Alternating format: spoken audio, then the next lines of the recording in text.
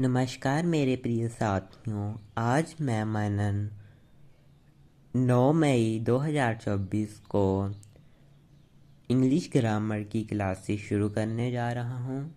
ये classes 6th लेकर 10th class के बच्चों के लिए होंगी। तो आपसे निवेदन है कि इस वीडियो को देखें, ये बहुत आपके लिए लाभकारी है। हम पूरा ग्रामर रिवाइज करेंगे। तो फर्स्ट ऑफ ऑल हमारा आज का टॉपिक है tenses. This is a very important part of English grammar. तो हम टेंस की डेफिनेशन को डिस्कस करेंगे। That it is a form of a verb is use to show the time of an action is called tense. Okay, तो अब हम बात करेंगे कि टेंस कितने प्रकार के होते हैं। तो मेनली हमारे पास टेंस 3 प्रकार के ही होते हैं। कोई आपसे पूछे कि टेंस कितने प्रकार के होते हैं। सबसे पहला पास्ट होता है। पास्ट यानी बीता हुआ, जैसे पिछला कल था तो पिछला कल बीत गया, था में आता है ये। और प्रेजेंट आता है जो अभी का होता है। इसके हेल्पिंग वर्ब होते हैं इज, एम, आर। ओके। और फ्यूचर होता है वो होने वाला होता है, जैसे कल वर्षा होगी, है ना। तो ये होते हैं फ्यूचर के। अब हम बात करेंगे कि जैसे हमें डू एज डायरेक्टेड आते हैं, वॉइसेस बनाने को आते हैं। फिर हमें आता है change it into present indefinite, present continuous, present perfect, past continuous, ऐसे आते हैं ना। इसमें चेंज करना है, सेंटेंस दिए होते हैं, कई बार वॉइस बनानी होती है।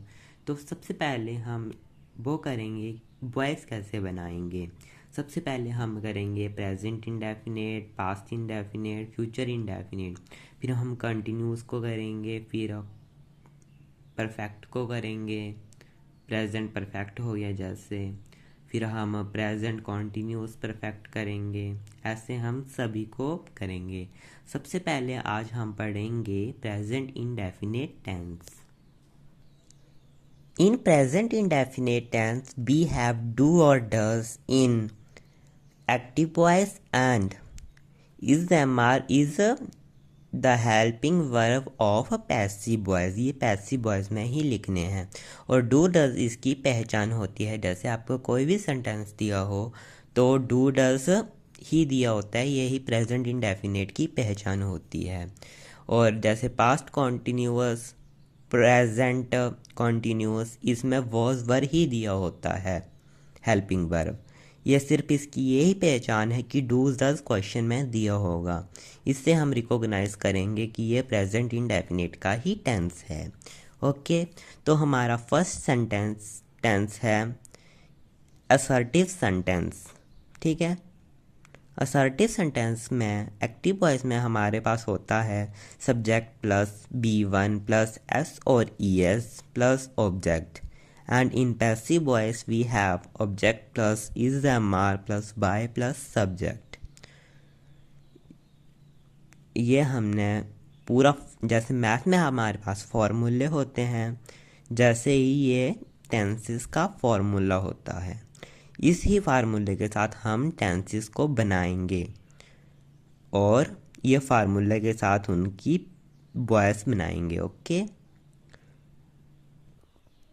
फॉर एग्जाम्पल, जैसे हमने फार्मूले को भरकर ये सेंटेंस बनाए। He takes tea, tea is taken by him. She cooks food, food is cooked by her. अब आप पूछ रहे होंगे कि इज ही क्यों आया, हमने तो helping verb is, am, are लिखा था। तो जैसे ये टी है तो ये सिंगुलर है, तो इसके साथ इज ही यूज होगा। ठीक है।